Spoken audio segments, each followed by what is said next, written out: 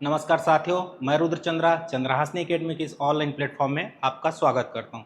जैसा कि आप जान रहे हैं, हमारे इस संस्था में आरक्षक का टेस्ट सीरीज चल रहा है। उसी के क्रम में आगे बढ़ते हुए मैं मैथ्स और रीजनिंग का सॉल्यूशन लेकर उपस्थित हूं।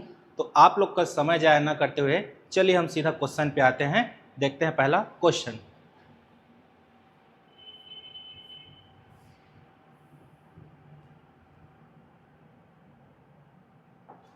पहला क्वेश्चन ये दिया है, यदि किसी संख्या का 80% 52 है तो वह संख्या क्या है।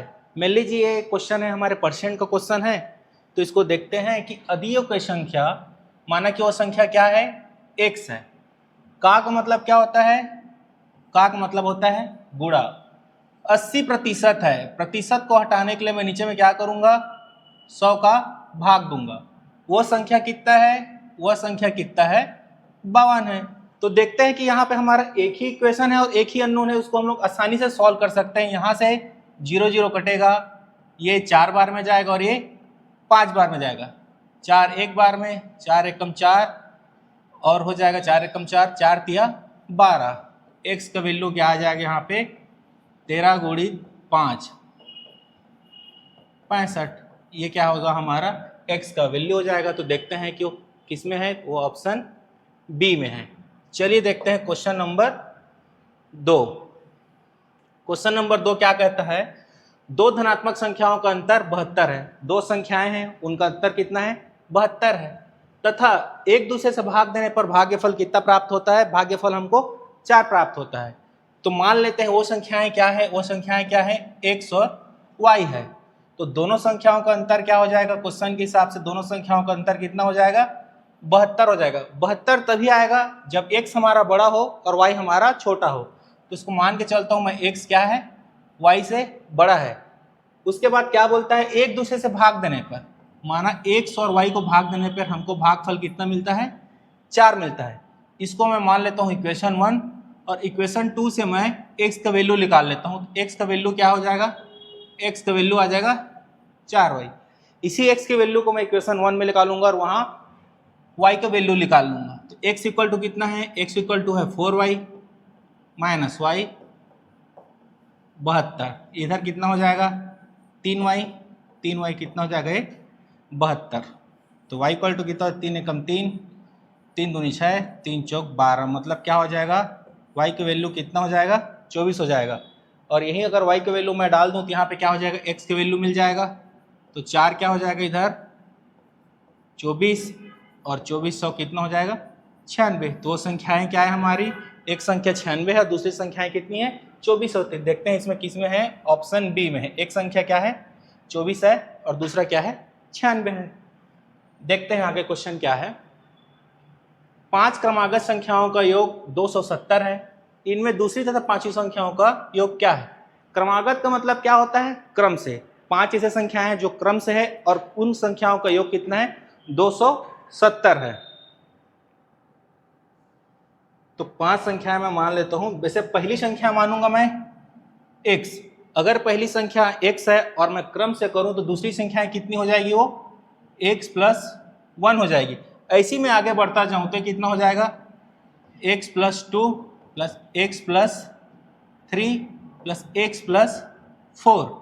1 2 3 4 5, 5 संख्याओं का योग कितना है, 270 है।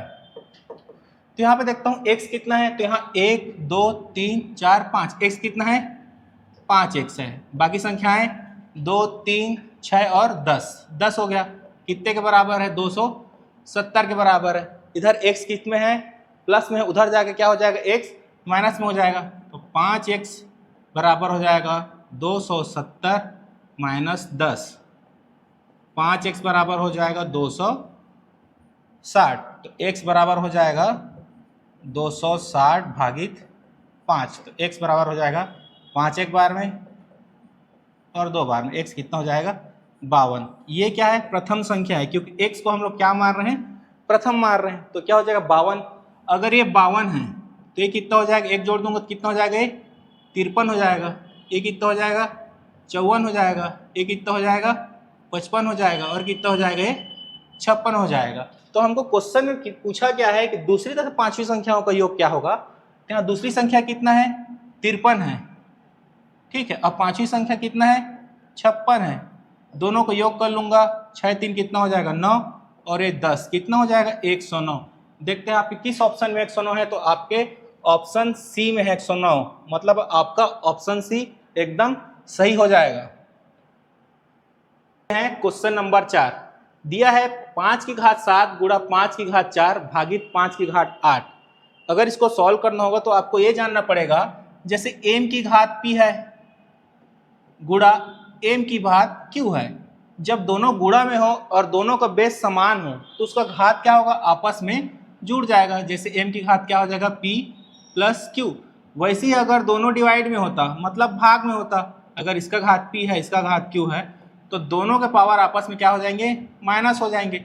उसी में देखते हैं हमको क्वेश्चन में क्या दिया है, 5 की घात दिया है 7 गुणा 5 की घात 4 भागित 5 की घात दिया है 8। दोनों का बेस समान है और गुणा में है तो दोनों का पावर क्या होगा आपस में जुड़ जाएगा। तो 7 और 4 कितना हो जाएगा 11 बटा 5 की घात 8। अब दोनों क्या है भाग में हो गए तो दोनों का घात क्या हो जाएगा घट जाएगा, तो सीधा आ जाएगा 5 की घात 3। तो 5 को अगर 3 बार गुणा करूंगा मैं तो आएगा 125। 125 ही क्या है आपका आंसर है। देखते हैं किसमें 125, तो ऑप्शन डी में है आपका 125। तो चौथा का ऑप्शन डी आपका एकदम सही हो जाएगा। देखते हैं क्वेश्चन नंबर 5। किसी पार्टी में 120 सदस्य है, इनमें से 2/3 पुरुष और शेष महिलाएं हैं। कोई पार्टी हो रहा है, वहां टोटल कितने हैं 120 सदस्य है, उनमें से 2/3 सदस्य क्या है पुरुष है, तो शेष क्या हो जाएंगे शेष महिलाएं हो जाएंगे। आगे क्या बोलता है, उन्हीं महिलाओं में 12 महिलाएं सदस्यों के सिवाय सभी महिलाएं विवाहित है। तो ऐसे कितने महिलाएं हैं वो विवाहित है उसको निकालना है। तो चलिए देखते हैं, एक पार्टी हो रही है वहां टोटल कितने हैं 120 सदस्य हैं, ठीक है। इसी 120 में क्या है 2/3 क्या है पुरुष है। 2/3 किसका पुरुष है 120 का, तो कितना होगा 3 एकम 3 3 चौक 12 मतलब क्या हो जाएगा 40 गुणी 2 मतलब 80। 120 में 80 क्या है पुरुष है, तो कितने बाकी हो गए फिर 40। तो 40 क्या है 40 उस पार्टी में क्या है महिलाएं हैं। तो उस महिलाओं में 40 महिलाओं में 12 ऐसे महिलाएं हैं जो कि अविवाहित है। तो हमको क्या पूछा है कितने महिलाएं विवाहित है, तो इस 40 में अगर मैं उन 12 महिलाओं को घटा दूं तो आएगा 28। तो 28 ऐसे महिलाएं हैं जो कि विवाहित है। और क्वेश्चन में हमको क्या पूछा गया है कितनी ऐसे महिलाएं हैं जो विवाहित है, मतलब 28 ऐसे महिलाएं हैं जो विवाहित है। तो आपका आंसर हो जाएगा ऑप्शन ए, 28 ऐसे महिलाएं हैं जो कि विवाहित हैं। देखते हैं क्वेश्चन नंबर 6 क्या है। 2 घंटे एक दिन का कितना प्रतिशत है, मतलब एक दिन में टोटल कितने होते हैं 24 होते हैं और हमको कितना दिया है यहाँ पे 2। तो 2 घंटा हो जाएगा एक दिन में कितना हो जाएगा 24। प्रतिशत में लाने के लिए क्या करूंगा इसको 100% से क्या करूंगा गुणा करूंगा। 2 एक बार में 12 बार में, ये 50 हो जाएगा, ये 6 हो जाएगा और ये 25 हो जाएगा, 3 हो जाएगा। तो यही क्या हो जाएगा 25/3% क्या हो जाएगा आपका आंसर हो जाएगा, जो कि ऑप्शन किस में है आपका बी में है। ऑप्शन आपका बी क्या हो जाएगा सही हो जाएगा। चलिए देखते हैं क्वेश्चन नंबर 7। क्वेश्चन नंबर 7 क्या कहता है जी, 20, 250 और 120 का महत्तम समापवर्त ज्ञात कीजिए। महत्तम समापवर्त वो होता है, हमको दिया है 3 संख्याएं, 3 संख्याओं से वो बड़ी से बड़ी संख्या जो तीनों से पूर्णतः विभक्त हो जाए, या सबसे बड़ा संख्या जो तीनों संख्याएं से कॉमन निकल जाए, वो क्या कहलाएगा हमारा उसका महत्तम समापवर्त कहलाएगा। चलिए देखते हैं, अगर संख्या क्या दिया है 20 दिया है, 250 दिया है और क्या 100 संख्या क्या है 120 दिया है।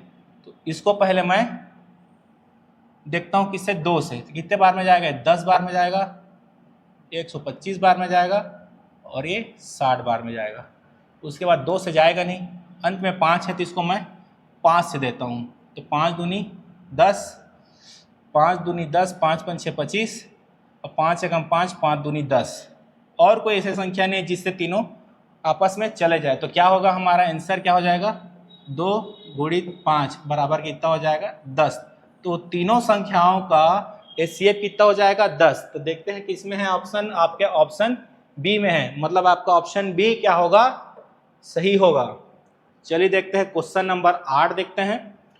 क्वेश्चन नंबर 8 क्या कहता है, दो संख्याओं का महत्तम समापवर्त और लघुत्तम समापवर्त क्रमशः 29 और 435 है। यदि एक संख्या 425 है तो दूसरी संख्या बताइए। दो संख्याओं का हमको महत्तम समापवर्त और लघुत्तम समापवर्त दिया है और दोनों संख्याओं में से एक संख्या हमको दे दिया है।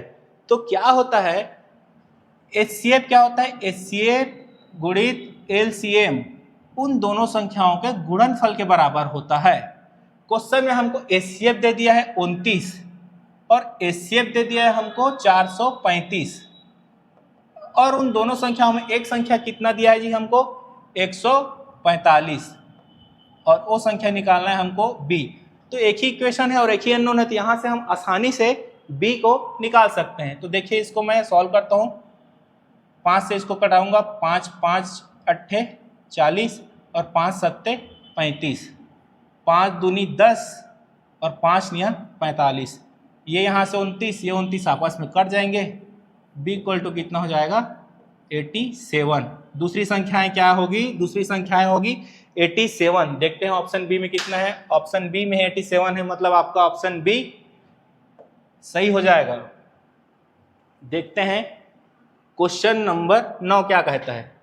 क्वेश्चन नंबर 9 कहता है तीन संख्याओं का अनुपात 3, 6 और 8 है। यदि उनका गुणनफल 9216 है तो तीनों संख्याओं का योग क्या होगा। ये हमारा रेशियो का क्वेश्चन है जिसमें तीन संख्याओं का क्या है, हमको अनुपात दिया हुआ है और उनका गुणनफल दिया हुआ है। तो क्या बोलूँगा, गुणनफल है मतलब क्या होगा, यहाँ एक सटा दूंगा मैं 6x और 8x, दोनों तीनों का क्या है गुणनफल हमको कितना दिया है 9216। तो इधर क्या है, तो मैं काटूंगा तो 3 एक बार में जाएगा, 3 तिया 9, 3 शून्य 0, 3 सत्ते 21, 3 दूनी 6, 6 से काटता हूँ, 6 पंचे 30, 6 एकम 6, 6 दूनी 12, 8 से काटता हूँ तो हो जाएगा ये 8 छगा 48, 8 चौक 12। तो x इधर हो जाएगा 3 बार में तो x की पावर 3 और इधर होगा 64। अगर मैं 64 को भी किसी घात 3 में लिख दूं तो क्या है, दोनों साइड से घात कट जाएंगे तो ये क्या हो जाएगा x की घात 3 और इधर हो जाएगा 4 की घात 3, दोनों साइड से घात कट जाएंगे तो x का वैल्यू कितना आ जाएगा, x का वैल्यू 4 आ जाएगा। और उसमें हमको पूछा क्या है, तीनों संख्याओं का योग पूछा है। तो योग क्या हो जाएगा 3x plus 6x plus 8x, तो तीनों मिला के कितना हो जाएगा 9 और ये 17x, तो 17 हो जाएगा गुणा 4 हो जाएगा तो हो जाएगा 68। तो कितने देखते हैं आपका ऑप्शन में, ऑप्शन डी में आपका 68, मतलब ऑप्शन डी आपका सही होगा। अगर वीडियो आपको पसंद आ रहा होगा दोस्तों तो हमारे वीडियो को लाइक कीजिए, आपका एक लाइक हमको बहुत मोटिवेट करता है। देखते हैं क्वेश्चन नंबर 10। नरेंद्र की माँ की आयु नरेंद्र की आयु की 4 गुनी है। नरेंद्र है, उसकी माँ नरेंद्र की आयु के 4 गुना है। 4 वर्ष पहले उसकी माँ की आयु उसकी तत्कालीन आयु से 6 गुनी थी, तो दोनों का वर्तमान आयु ज्ञात कीजिए। चलिए मैं मान लेता हूं जो नरेंद्र है उसकी आयु क्या है x है और उसकी माँ की आयु क्या है 4x है। क्वेश्चन के हिसाब से दिया है कि उसकी माँ की आयु उसकी 4 गुनी है। तो बोलता है 4 वर्ष पहले, जब भी पहले आए, जैसे बोलते हैं कि आज वर्तमान में कितना चल रहा है 2025 चल रहा है, 4 वर्ष पहले मतलब 21, मतलब मैं घटा रहा हूँ तो यहाँ पे भी मैं घटाऊंगा कितना 12 और 4 वर्ष पहले की बात हो रहा है तो यह होगा x माइनस 4। तो एक को करूंगा तो क्या है, दोनों का क्या होगा माइनस में होगा, ये भी हो जाएगा 4x माइनस 4। तो उस समय क्या हो रहा है, उसकी माँ क्या उसकी तत्कालीन है उसी 6 गुनी थी, तो ये छोटा होगा, इसी में गुणा करूंगा तब तो दोनों आपस में बराबर होंगे। सॉल्व करता हूँ इसको, ये हो जाएगा 6x, 6 चौक 24 और ये हो जाएगा 4x माइनस 4। x को इधर लाऊंगा तो क्या हो जाएगा 6x माइनस 4x और उधर हो जाएगा माइनस 4 और इधर माइनस में उधर जाके क्या हो जाएगा प्लस में हो जाएगा, ये हो जाएगा 2x, इधर हो जाएगा 20, x का मान कितना आ जाएगा, x का मान 10 आ जाएगा। ये क्या है, नरेंद्र की उम्र कितना है 10 वर्ष है। क्वेश्चन में क्या पूछा है दोनों का वर्तमान उम्र पूछा। जब नरेंद्र का उम्र वर्तमान में 10 है और उसकी माँ का 4x है तो क्या हो जाएगा 4 गुणा 10 मतलब हो जाएगा 40। तो यहाँ मैं कह सकता हूँ कि नरेंद्र उम्र का कितना है 10 वर्ष है और उसकी माँ का उम्र कितना है 40 वर्ष है। तो देखते हैं यार ऑप्शन बी में है 10 और 40। ठीक है, चलिए आगे देखते हैं। क्वेश्चन नंबर 11 देखते हैं। क्वेश्चन नंबर 11 क्या कह रहा है। क्वेश्चन नंबर 11 है क्या है, 3 व्यक्ति साझेदारी में 600, 800 तथा 1000 लगाते हैं। यदि 480 रुपए का मुनाफा हुआ तो पहले व्यक्ति को कितना मिलेगा। मान लेता हूं कोई ऐसा कंपनी है जहां 3 दोस्त क्या करते हैं, आपस में शेयर में कुछ पैसा लगाते हैं और अंत में कुछ मुनाफा मिलता है। तो देखते हैं कि इसमें पूछा क्या है कि पहले व्यक्ति को उसका मुनाफा कितना मिलेगा। तो ठीक है, तो एक व्यक्ति क्या है, शुरू व्यक्ति कितना है 600 लगाया, दूसरा व्यक्ति कितना है 800 और तीसरा व्यक्ति 1000। लेकिन मुनाफा हमको कितना हुआ, मुनाफा हुआ है हमको 480 रुपये होगा। तो यहाँ मैं इसको शॉर्ट कर लेता हूँ जितना छोटा हो सके। तो ये हो जाएगा, दोनों शून्य इधर से कट जाएगा, यहाँ से दोनों शून्य कट जाएगा, यहाँ से दोनों शून्य कट जाएगा। तो कितना हो जाएगा 6 हो जाएगा, 8 हो जाएगा, 10 हो जाएगा। ये 2 से भी जा सकता है, क्या हो जाएगा 3 हो जाएगा, ये 4 हो जाएगा और ये 5 हो गया। ये सबसे छोटा रेशियो है जो कि किसके बराबर है, मुनाफा के 480 के बराबर है। तो क्या है, अगर इसको मैं सबका है मुनाफा है तो क्या सबको आपस में x लगा के क्या करूँगा, जोड़ दूंगा। ठीक है, तो ये हो जाएगा 5x बराबर कितना हो जाएगा 480।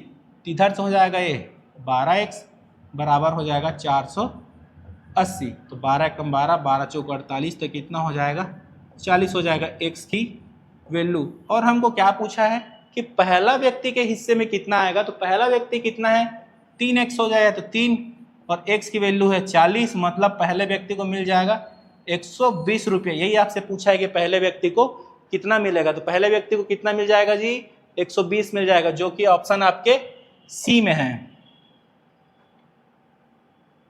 चलिए देखते हैं क्वेश्चन नंबर 12। क्वेश्चन नंबर 12 क्या कहता है, एक पिता अपने पुत्र के आयु की दुगनी आयु का है। एक पुत्र है और एक पिता है। पुत्र की आयु अपने पिता की आधी है बोल सकता हूं, या बोल सकता हूं पिता की आयु दुगनी है पुत्र से। 20 वर्ष पूर्व पिता की आयु पुत्र की आयु के 12 गुना थी, तब पिता की वर्तमान आयु कितनी होगी। चलिए देखते हैं। अगर मैं पुत्र की आयु को मैं x मान लूं और पिता की आयु को मैं मान लूं कितने गुना है जी, दुगनी है, तो क्या हो जाएगा ये 2x हो जाएगा। क्या बोल रहा है 20 वर्ष पूर्व मतलब हमको क्या जाना है, फिर से पीछे जाना है। पीछे जाने से क्या करेंगे, हम घटाएंगे, दोनों में घटाएंगे, दोनों को 20 वर्ष पीछे रह जाएंगे। तो ये हो जाएगा 2x माइनस 20। आगे क्या कहता है क्वेश्चन, पिता की आयु पुत्र की आयु के 12 गुनी थी, तो बेटा छोटा होगा, उसी में मैं 12 को गुणा करूंगा तब तो पुत्र के बराबर होगा।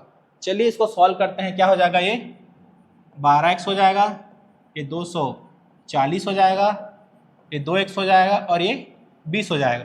इधर से 2x को मैं इधर लाऊंगा तो क्या हो जाएगा, माइनस हो जाएगा, तो हो जाएगा 2x इधर माइनस 20 और यहाँ 240 की इसमें माइनस में, तो उधर जाकर क्या हो जाएगा, ये प्लस में हो जाएगा। तो प्लस कितना हो जाएगा 240। तो यहाँ से हो जाएगा ये 10x और इधर से हो जाएगा ये 220। तो यहाँ से हो जाएगा x का वैल्यू क्या हो जाएगा 22। तो मैं यहाँ क्लियरली कह सकता हूँ कि पुत्र की आयु कितना है 22 है। क्वेश्चन में क्या पूछा है हमको, वर्तमान आयु कितना है किसका, पिता का वर्तमान आयु पूछा है हमको। पुत्र की वर्तमान आयु निकल गई है, पुत्र की वर्तमान आयु कितनी है 22 है। तो पिता के वर्तमान कितना हो जाएगा 2x हो जाएगा। तो यहाँ पे पिता का वर्तमान आयु कितना हो जाएगा 22 गुणित 2 मतलब 44 वर्ष। 44 वर्ष क्या हो जाएगा पिता की वर्तमान आयु होगी। देखते हैं किस में है आपका आंसर ऑप्शन सी में है 44 वर्ष। आगे देखते हैं क्वेश्चन नंबर 13। क्वेश्चन नंबर 13 क्या कहता है, एक स्कूल के 34 छात्रों का माध्य भार 42 किलोग्राम है। कोई स्कूल है जहां 34 छात्रों के माध्य भार दिया है हमको 42। यदि अध्यापक का भार भी शामिल कर दिया जाए तो माध्य भार क्या है 400 ग्राम बढ़ जाता है। तो अध्यापक का भार कितना होता है। एक स्कूल में 34 छात्र हैं और 34 छात्रों का माध्य भार हमको दिया है 42 दिया है। मान लो उसमें किसी अध्यापक को जोड़ दिया जाता है तो उसके माध्य भार में हमको 400 ग्राम की बढ़ोतरी हो जाती है। तो सिंपली बोलूंगा, अगर कोई ग्रुप में कोई तीसरा व्यक्ति आ रहा है और उसके माध्य भार में कुछ न कुछ परसेंट इंक्रीज हो रहा है, तो मैं ये बोल सकता हूं कि जो भी तीसरा व्यक्ति आ रहा है उसका हो जाएगा वजन 42 से तो ज्यादा ही होगा, क्योंकि उसका माध्य भार क्या है, बढ़ रहा है। तो यहाँ पे मैं बोलूंगा कि कितना है, 34 छात्र है और एक अध्यापक है, तो उस टोटल मिलकर कितने हो जाएंगे, वो 35 हो जाएंगे, और सबका माध्य भार तो ऑलरेडी 42 दिया ही हुआ है। ठीक है, तो उस 35 का भार कितना बढ़ रहा है, कितना बढ़ रहा है जी, 400 ग्राम।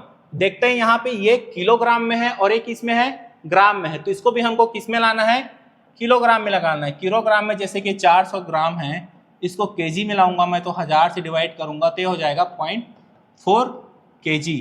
ठीक है, इसको सॉल्व करूंगा तो ये 42 हो जाएगा और ये हो जाएगा 14। ठीक है, तो ये हो जाएगा 42 और 14 कितना हो जाएगा, 56 kg। तो ये 56 kg क्या है, उस अध्यापक का भार है जो कि छात्रों के ग्रुप में शामिल हुआ था। तो क्या है, अध्यापक का भार, तो अध्यापक का भार कितना है जी, 56 kg है। तो आपके ऑप्शन डी में दिया है 56 kg, तो आपका ऑप्शन डी क्या हो जाएगा, सही हो जाएगा।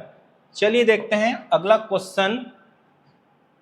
अगला क्वेश्चन क्या बोल रहा है कि अगर किसी मंदिर में एक हफ्ता में औसतन 75 फल चढ़ते हैं, कोई मंदिर है वहां डेली डेली क्या है, कुछ ना कुछ चढ़ रहा है, तो उसमें क्या है, 75 फल औसतन चढ़ाए जाते हैं। यदि मंगलवार को छोड़ दिया जाए तो शेष 6 दिनों में 72 फल चढ़ाए जाएंगे, तो बताइए कि मंगलवार को कितने फल चढ़ाए गए। तो मैं एक हफ्ता मतलब 7 दिन, तो 7 दिनों में कितना फल चढ़ाता है, 75 फल चढ़ता है। तो टोटल कितने फल चढ़ गए, 7 5 6 35 का 5 हासिल 3 7 7 49 और 52। टोटल कितने हैं जी, एक हफ्ता में 525 फल छोड़ गए। अगर मैं मंगलवार को छोड़ दूं तो हफ्ते में कितने दिन हो जाएंगे, 6 दिन हो जाएंगे। उन 6 दिनों में कितना हो जाएगा, 72 फल चढ़ते हैं, तो उन 6 दिनों में कितना हो जाएगा, 72। तो 72 6, तो 6 दूनी 12 का 2 हासिल 1 7 6 का 42 और 1 43। तो क्या है, इतने फल हो जाएंगे मंगलवार को छोड़ के, और बाकी कितना है, पूरे हफ्ते का है। तो पूरे हफ्ते को मैं एक मंगलवार को छोड़ के बाकी सबको माइनस कर दूंगा, तो मंगलवार का हमको कितने फल चढ़े मिल जाएंगे। ये क्या है, पूरे हफ्ते का है, तो हफ्ते में कितने हैं, 525 फल चढ़ते हैं, और मंगलवार को छोड़ के चलते हैं 432। तो दोनों को घटाऊंगा क्या होगा, ये 3 हो जाएगा और 12 3 9 हो जाएगा और ये कट जाएगा, तो कितना 93। तो 93 फल क्या है, मंगलवार को चढ़ाया गया होगा। तो देखते हैं ऑप्शन बी में है आपका 93, मतलब आपका ऑप्शन बी सही होगा। चलिए देखते हैं क्वेश्चन नंबर 15 क्या बोलता है जी, चीनी की कीमत में 20% की वृद्धि की गई है। क्या की गई है, वृद्धि की गई है। चीनी की खपत में कितने प्रतिशत की कटौती की जानी चाहिए कि चीनी पर हुए व्यय में कोई अतिरिक्त वृद्धि ना हो। माना कि कोई परिवार है, उस परिवार में चीनी खाते हैं वो लोग, तो क्या होता है उसमें 20% की अचानक से वृद्धि हो जाती है। तो क्या बोल रहा है कि उन लोग अपने कंजप्शन में कितना कम करें कि उनका खर्च क्या हो, अपरिवर्तित हो। जैसा क्वेश्चन आएगा ऐसा क्वेश्चन, तो आप ध्यान दीजिए कि यहाँ वृद्धि हो रही है, कमी हो रही है। तो यहाँ क्या हो रही है, वृद्धि हो रही है। कितना वृद्धि हो रहा है, 20%। तो यहाँ पे लिखिए 20 क्या है, वृद्धि हो रही है। तो यहाँ पे नीचे में 100 लिखिए, अगर वृद्धि हो रही है तो उसी कितना परसेंट हो रहा है, 20। तो नीचे में 20 को जोड़ दीजिए, और परसेंट में लाने के लिए हम क्या करेंगे, इसमें 100% का क्या करेंगे, गुणा करेंगे। तो क्या हो जाएगा, ये 20 नीचे में आ जाएगा 120 गुणा 100%। इसको सॉल्व करते हैं, यहाँ 0 0 कटेगा, ये 1 बार में जाएगा, ये 6 बार में जाएगा, ये 50 और ये 3, तो 3 एकम 3 हो जाएगा, और ये 6 बार में 2 और 3, ये हो जाएगा। इतना प्रतिशत का क्या है, खर्च में कटौती करना पड़ेगा ताकि हमारा खर्च क्या हो, अपरिवर्तित हो। तो ये क्या होगा, ऑप्शन बी आपका एकदम सही हो जाएगा। चलिए क्या देखते हैं आगे, क्वेश्चन नंबर देखते हैं 16। क्वेश्चन नंबर 16 क्या बोलता है, एक व्यक्ति ने एक कुर्सी 580 रुपये में खरीदा और 25% का लाभ प्राप्त करने के लिए उसने कुर्सी को किस मूल्य पर बेचना होगा। कोई दुकानदार है जी, क्या वो कुर्सी बेचता है और वो कुर्सी को 580 रुपये में खरीदता है। मतलब खरीदा मतलब क्या है, वो उसका क्रय मूल्य है, उसका क्या है, कॉस्ट प्राइस है। कॉस्ट प्राइस कितना है उसका, 580 है। तो उसको उसमें 25% का लाभ कमाना है, तो जाहिर सी बात है उसको कुछ ज़्यादा में बेचना पड़ेगा। कितना में ज़्यादा में बेचना पड़ेगा, वही हमको निकालना है। तो आइए देखते हैं, इस क्वेश्चन में कॉस्ट प्राइस दिया है, क्रय मूल्य जिसको बोलते हैं कितना दिया है, क्रय मूल्य दिया है 580 रुपये, और उसको कितना चाहिए, 25% का फायदा चाहिए। तो 25% का मैं क्या निकालूंगा, होल वैल्यू निकाल लूंगा। तो 25% परसेंट है, नीचे में आ जाएगा 100, तो हो जाएगा एक बार में, और ये हो जाएगा 4 बार में, 1/4। तो हमको यहाँ प्रॉफिट हो रहा है, प्रॉफिट कितना हो रहा है हमको, 25% का। जब भी प्रॉफिट हो तो इसको नीचे वाले के ऊपर में क्या जाएंगे, या ऊपर में क्या कर देंगे, इसको जोड़ देंगे। तो ये कितना हो जाएगा, 5/4। तो ये क्या है, हमारा होल वैल्यू है। तो हमको सीपी दिया है, हमको सीपी दिया है 580, और हमको निकालना है सेलिंग प्राइस, हमको निकालना है विक्रय मूल्य। तो इसी सीपी में मैं होल वैल्यू को गुणा कर दूंगा, तो हमारा क्या हो जाएगा, हमारा एसपी निकल जाएगा। तो हो जाएगा 4 एकम 4, और ये 4 चौक 16, और 4 पंछे 20 होएगा, 5 पंछे 25, 5 चौक 20, और 5 चौक 20 और 2 22, 5 एकम 5 और 5 2 7, कितना हो जाएगा 725 रुपये में उसको क्या करना होगा, उसको बेचना होगा। तभी हमको कितना होगा, 25% का फायदा होगा। तो देखते हैं 725 किस में है, 725 है हमारा ऑप्शन बी में, मतलब आपका ऑप्शन बी सही हो जाएगा। चलिए देखते हैं क्वेश्चन नंबर 17। एक व्यक्ति ने 40,000 में 100 गाड़ियां खरीदी। यदि 60 गाड़ियों का औसत मूल्य 500 रुपये हो तो शेष गाड़ियों का औसत मूल्य क्या होगा। यहाँ पे दिया है 60 गाड़ियों का औसत मूल्य कितना है, 500 है। तो 60 गाड़ियों का मूल्य कैसे निकल जाएगा जी, 60 गुणित कितना हो जाएगा 500, तो ये कितना हो जाएगा 30,000। तो मैं यह कह सकता हूं कि जो 60 गाड़ियां हैं उनका टोटल मूल्य कितना होगा, 30,000 होगा। और हमारे 100 गाड़ियां हैं, 100 गाड़ियों का टोटल मूल्य हमको दिया है 40,000। तो बाकी के जो 40 गाड़ियां हैं उनका टोटल मूल्य कितना हो जाएगा, इनमें माइनस करूंगा तो 10,000। 10,000 क्या है, उन बाकी 40 गाड़ियों का क्या है, मूल्यों का योग है। तो इनका एवरेज निकालना है, तो हमको क्या करना पड़ेगा, इसको 40 से भाग देना पड़ेगा, क्योंकि 40 हमारे पास उतना गाड़ी है। तो इसको यहाँ पे हमारा एवरेज निकल जाएगा 250। ये आपका क्या होगा, आपका आंसर हो जाएगा। देखते हैं 250 किस में है, आपके ऑप्शन बी में है। चलिए देखते हैं क्वेश्चन नंबर 18। क्वेश्चन नंबर 18 क्या कहता है, 25 पुस्तकों का क्रय मूल्य 20 पुस्तकों के विक्रय मूल्य के बराबर है, तो लाभ का प्रतिशत बताइए। एक कोई दुकानदार है जो पुस्तक बेचता है, तो वो क्या किया, 25 पुस्तक खरीदा है और 20 पुस्तक बेचा है। तो उसके पास कितना है, 5 पुस्तक उसी दुकान में रह गए हैं, वो उसका क्या है, प्रॉफिट है। तो यहां मैं बोल सकता हूं कि यहाँ पे कॉस्ट प्राइस कितना दिया हमारा 25, ये हमारा क्रय मूल्य है। और हमारा एसपी कितना दिया है हमको, एसपी हमको दिया है 20 पुस्तक की, 20 पुस्तक बेचता है, तो इसको मैं विक्रय मान सकता हूं। तो ठीक है, इन दोनों का गैप कितना हो जाएगा, 5 पुस्तक। 5 पुस्तक क्या है, वो बेचता नहीं है, जितने में वो 25 पुस्तक खरीदता है उतने में वो 20 पुस्तक बेच देता है, मतलब उसके पास क्या है, 5 पुस्तक बच गए, वही उसका क्या है, फायदा है। यहाँ पे 2 केस बनते हैं, ध्यान से सुनिएगा। 2 केस क्या बनते हैं, जब भी अगर किसी क्वेश्चन में मूल्य की बात हो, जिसमें हमको एक्चुअल में पैसे की बात हो और मूल्य दिया हो, तो वहां पे जब भी प्रॉफिट कुछ हो तो उसके नीचे में हम क्या करेंगे, हमेशा सीपी डिवाइड करेंगे। लेकिन एक होता है भाव का केस, जिसमें बोलते हैं इतने के बदले इतने पुस्तक बेच दिए, इतना लिया इतना बेच दिया, तो नीचे में हमारा क्या होगा, एसपी का ही गुणा होगा। तो क्या होगा, दोनों का प्रॉफिट कितना है 5, और नीचे में एसपी हो जाएगा 20। परसेंट में लाने के लिए क्या होगा, ये 100%। 5 एकम 5, 5 चौक 20, टोटल हो जाएगा 25%। ठीक है, तो 25% इसका आंसर हो जाएगा, जो कि ऑप्शन आपके डी में है। तो आपका ऑप्शन डी क्या हो जाएगा, सही हो जाएगा। चलिए देखते हैं क्वेश्चन नंबर 19 क्या बोलता है। क्वेश्चन नंबर 19 बोलता है, एक दुकान में एक घड़ी पर 825 रुपए की पर्ची लगी हुई है। कोई दुकान है घड़ी की, एक घड़ी में कितना लिखा है, 825 रुपए की पर्ची लगी हुई है। अगर विक्रेता को अंकित मूल्य पर 20% की छूट देनी है, तो यदि बिक्री पर उसे 10% का लाभ हुआ हो तो क्रय मूल्य निकालना है। एक घड़ी की दुकान है, उस घड़ी में 825 रुपए का प्रिंट है। अगर उसमें वह 80%, सॉरी, उसमें 20% की छूट दे रही है, 20% की छूट दे रहा है, मतलब वो कितने में बेच रहा है, उसको 80% में बेच रहा है। 80% में बेचने पर भी उसको क्या हो रहा है, 10% का लाभ हो रहा है। चलिए इसको सॉल्व करते हैं। तो क्या है, 825 रुपये तो उसका क्या है, अंकित मूल्य है। अगर वो उसमें 20% का छूट दे रहा है, मतलब कितना बेच रहा है उसको, 80% में वो बेच रहा है। 80% में बेचने में उसको 10% का लाभ हो रहा है। तो 100% में 10% जोड़ देंगे तो कितना हो जाएगा, 110%। तो इसी को सॉल्व कर लेते हैं।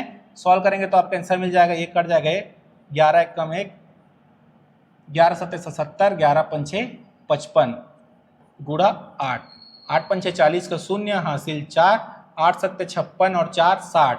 तो उसको कितना में बेचना पड़ेगा, 600 रुपये में। तो 600 रुपये क्या हो जाएगा, हमारा क्रय मूल्य हो जाएगा। क्रय मूल्य हमारा किस में है, ऑप्शन बी में है, 600। तो आपका ऑप्शन बी क्या हो जाएगा, आपका सही हो जाएगा।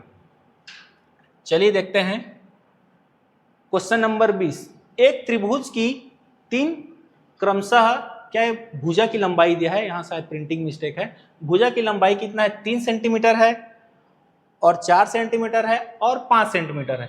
तो त्रिभुज की परिमिति क्या होती है, परिमिति का मतलब क्या होता है, त्रिभुज के तीनों भुजाओं का लंबाइयों का योग। तो क्या है देखते हैं, अगर एक कितना दिया है, 3 सेंटीमीटर दिया है एक भुजा, और एक भुजा कितना है 4, और एक भुजा दिया है 5। यहाँ पे एक मैं आपको इंटरेस्टिंग बात बताऊंगा, अगर 2 छोटे भुजाओं का वर्गों का योग, इसका वर्ग कितना हो जाएगा 9, इसका वर्ग हो जाएगा 16, किसी तीसरे भुजा के वर्गों का योग के बराबर हो जाए, ठीक है, ये भी 25 हो जाएगा और ये भी क्या हो जाएगा, ये भी 25 हो जाएगा। तो मैं निश्चित ही कह सकता हूं कि वो त्रिभुज क्या होगा, एक समकोण त्रिभुज होगा। समकोण त्रिभुज में क्या होता है, उसका एक एंगल कितना होता है, 90 डिग्री का होता है। तो क्या है, ये जो क्वेश्चन में दिया है वो क्या है, समकोण त्रिभुज है।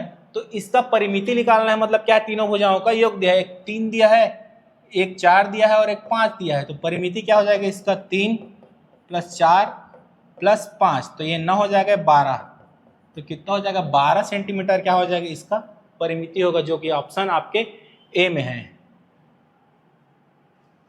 चलिए देखते हैं क्वेश्चन नंबर 21। क्वेश्चन नंबर 21 क्या कहता है, किसी निश्चित साधारण ब्याज पर 500 रुपए की राशि 2 वर्ष में 600 हो जाती है। 500 की राशि 2 वर्ष में 600 हो जाती है। यदि ब्याज का दर आधा कर दिया जाता है तो 500 रुपए की राशि 2 वर्ष में कितनी होती है। 2 वर्ष में कोई 500 की राशि 600 जा रही है, मतलब हमको 100 रुपये क्या हो रहा है, प्रॉफिट हो रहा है। वही 100 रुपये क्या है, हमारा ब्याज है।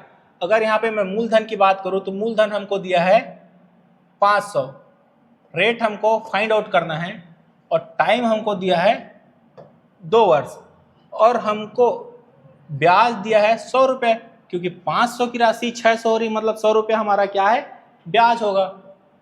तो ब्याज का फार्मूला क्या होता है, PR × T / 100। यहाँ पे इंटरेस्ट दिया है हमको 100 रुपया, मूलधन दिया है 500, रेट हमको निकालना है, टाइम दिया है 2 वर्ष, और ये हो जाएगा 100। दोनों जीरो यहाँ से कट जाएंगे, ये हो जाएगा 5 दूनी 10, यहाँ से 1 शून्य कट जाएगा, तो R बराबर कितना हो जाएगा, 10% हो जाएगा। आगे क्या कहता है क्वेश्चन, वो देखिए, यदि ब्याज की दर को आधा कर दिया जाए तो 500 रुपये की राशि पर 2 वर्ष में कितनी राशि मिलेगी। अगर मैं ब्याज की दर को आधा कर दूं तो ब्याज कितना हो जाएगा, हमारा 5% हो जाएगा। तो 500 पे 2 वर्ष में कितनी राशि मिलेगी वो निकाल लेते हैं। तो हम क्या करेंगे, P × R × T / 100। तो P हमको दिया है 500, R हम लिए 5, 2 वर्ष में कितनी राशि मिल जाएगी। तो हम यहाँ से दोनों जीरो कट जाएंगे, 5 पंचे 25 और 25 दूनी 50। 50 क्या है, 50 तो हमारा ब्याज है, और हमको मिला है, क्या पूछा है हमको, कितनी राशि मिलेगी। तो हमारा क्या है, मूलधन तो दिया है 500 और 50 हमको ब्याज है, तो हमको कितना राशि मिलेगा, 550। देखते हैं 550 आपके कौन से ऑप्शन में है।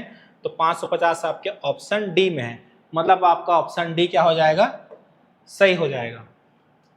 चलिए देखते हैं क्वेश्चन नंबर 22। क्वेश्चन नंबर 22 क्या बोलता है, निवेश से संबंधित किसी योजना में निवेश की राशि 8 वर्षों में 3 गुना करने पे घोषणा की गई है। तदनुसार यदि उसी योजना के अंतर्गत आप अपनी राशि को 4 गुना करना चाहें तो आपको अपना निवेश कितने वर्षों में करना पड़ेगा। मैं इसको मान के चलता हूँ, एक बैंक है, बैंक में कोई योजना में निवेश करता है राशि 8 वर्ष में, तो 8 वर्ष में कितना होता है वो 3 गुना होता है। चलिए देखते हैं, कोई राशि है, मान के चलता हूं मैं 1 रुपया है। 1 रुपया क्या है, कोई राशि है, उसको कितना करना है हमको, 3 गुना करना है। 3 गुना कितने में होता है, वो 8 वर्षों में होता है। ठीक है जी, कोई राशि क्या है, 3 गुना करने के लिए उसको कितना है, 8 वर्ष लगता है। तो 3 गुना करने में हमको प्रॉफिट कितना का मिल रहा है, प्रॉफिट मिल रहा है 2 रुपए का। ठीक है, 2 रुपए के प्रॉफिट के लिए हमको कितने साल लग रहे हैं, हमको लग रहा है 8 वर्ष। तो 1 रुपए प्रॉफिट के लिए हमको कितना लगेगा, 4 वर्ष लगेगा। तो 1 रुपए को लिए हमको कितना लगेगा, 4 वर्ष। आगे क्वेश्चन क्या बोलता है कि इसी आप अपनी राशि को 4 गुना करना चाहें तो आपको कितने वर्षों के लिए उसमें निवेश करना पड़ेगा। हमको कितना है, प्रॉफिट को हमको 4 गुना करना है, मतलब 1 रुपए को हमको कितना करना है, 4 रुपए बनाना है। ठीक है, तो हमको प्रॉफिट कितना होगा, यहाँ 3 रुपीज का होगा।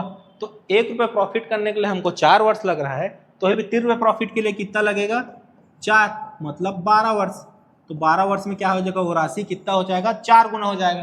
तो आपके ऑप्शन डी में है 12 वर्ष, मतलब आपका ऑप्शन डी क्या हो जाएगा, सही हो जाएगा।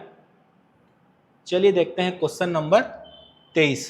क्वेश्चन नंबर 23 क्या कहता है, पी क्यू आर मिलकर किसी कार्य को 40 दिन में पूरा कर सकते हैं।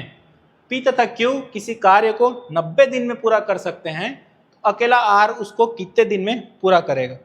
देखिए क्वेश्चन में क्या दिया है, पी क्यू आर 3 दोस्त हैं, समझ जाइए। इनको किसी काम को करने में कितना दिन लगता है, 40 दिन लगता है। उसी काम को पी और क्यू मिलकर कितने दिन में करते हैं, दोनों मिलकर कर देते हैं 90 दिन में। तो पूछा कितना है, आर उस काम को कितने दिनों में करेगा। तो मैं यहाँ पे बोल सकता हूँ कि पी और क्यू का और आर का एक दिन का काम कितना हो जाएगा, 1/40 हो जाएगा। वहीं पे पी और क्यू का एक दिन का काम कितना हो जाएगा, हो जाएगा 1/90। ये तीनों का एक दिन का काम है और एक पी और क्यू का एक दिन का काम है। तीनों के काम में मैं दोनों का काम को मैं घटा दूं तो यहाँ पे आर का एक दिन का काम निकल जाएगा। तो आर का एक दिन का काम क्या होगा, 1/40 माइनस 1/90।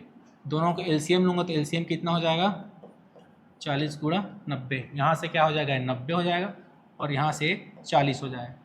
तो ये कितना हो जाएगा, ऊपर 50 हो जाएगा, नीचे हो जाएगा 40 गुणा 90। ये यहाँ से कटा 8 8 9 72, तो कितना हो जाएगा 1/72। 1/72 क्या है, आर का एक दिन का काम है। तो आर को कितना दिन लगेंगे, इसको मैं उलट दूंगा तो आर कितना हो जाएगा, 72 हो जाएगा। तो आर को करने में कितना दिन लगेंगे, 72 दिन लगेंगे। तो आपका ऑप्शन क्या है, ऑप्शन बी में है 72, मतलब आपका ऑप्शन बी क्या है, एकदम सही है। चलिए देखते हैं क्वेश्चन नंबर 24 क्या कहता है। क्वेश्चन नंबर 24 कहता है ए बी सी की दक्षता का अनुपात 2:5:3 है और एक साथ मिलकर काम करते हुए तीनों को किसी काम में 12 दिन लगता है। अगर वो तीनों मिलकर किसी काम को करेंगे तो उनको कितना लगता है, 12 दिन लगता है। उसमें ए अकेला काम को 30% भाग को कितने दिनों में करेगा।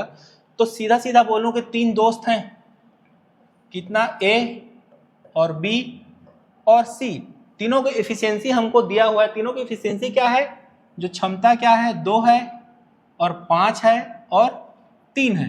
तो तीनों मिलकर काम करेंगे तो तीनों कितने दिन में काम करेंगे जी, 12 दिनों में काम करेंगे। तो इसका एक दिन का काम ए का 2 है, एक दिन का बी का काम 5 है और एक दिन का काम कितना है, सी का 3 है। तो तीनों मिलकर काम करेंगे तो कितना हो जाएगा, ये 10 हो जाएगा। तो इसका 12 दिन है तो टोटल काम हमको कितना मिल जाएगा, 12 × 10 मतलब 120। तो टोटल हमको काम कितना मिल गया, 120।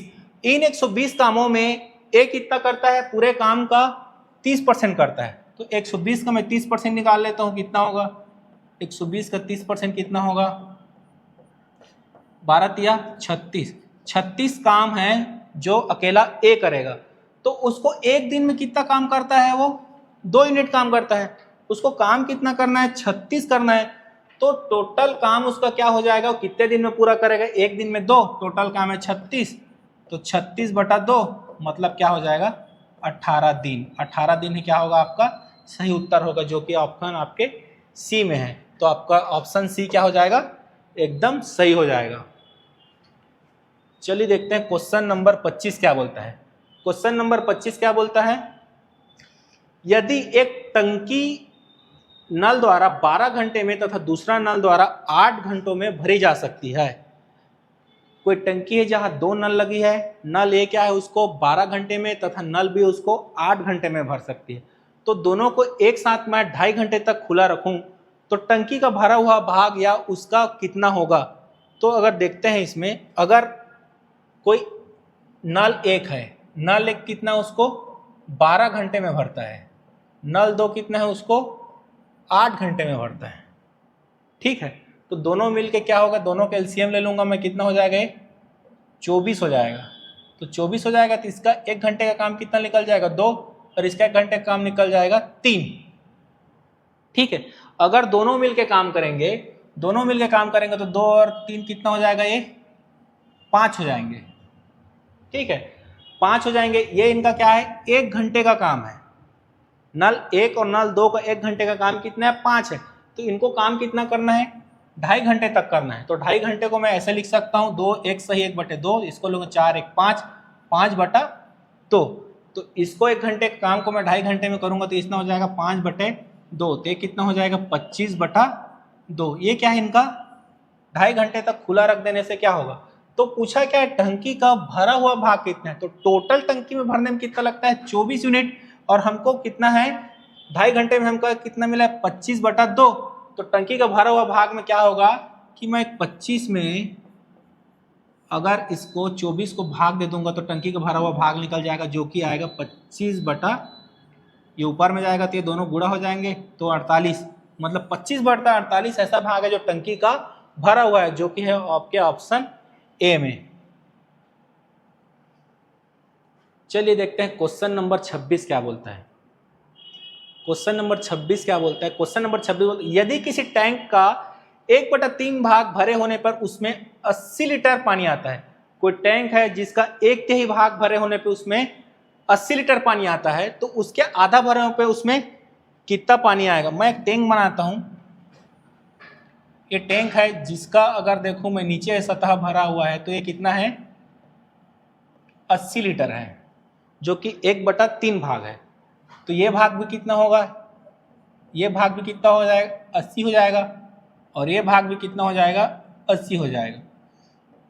तो टोटल भरा हुआ भाग कितना हो जाएगा हमारा 8 या 24, मतलब 240 लीटर क्या होगा इस टैंक का कैपेसिटी हो जाएगा।